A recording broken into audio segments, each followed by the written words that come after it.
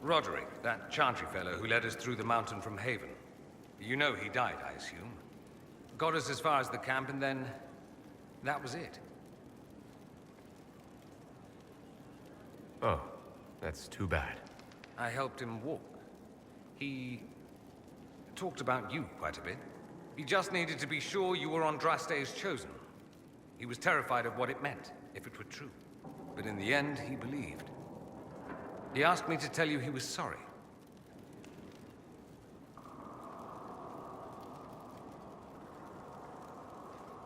Thank you for telling me about that. I thought it was important. Anyway, we can talk about something else if you'd rather.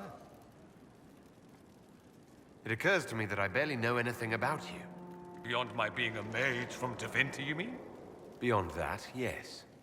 And beyond my being so charming and well-dressed, which is obvious to anyone. You certainly think highly of yourself. It's true. I could be more modest, but I'd be lying.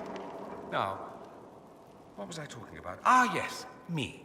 I am the scion of House Parvis, a product of generations of careful breeding and the repository of its hopes and dreams. Naturally, I despised it all. The lies, the scheming, the illusions of supremacy. That's Tevinter in a nutshell, isn't it? Needless to say, my family was not happy with my choices.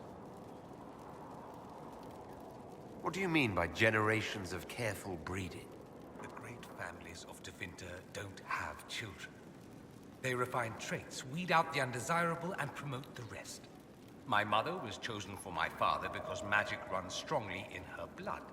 Never mind that they loathed each other. They wanted a son who could become Archon to make House Parvis the envy of the Imperium. They got me. A cautionary tale that you should be careful what you wish for. I think I've heard enough. That's too bad.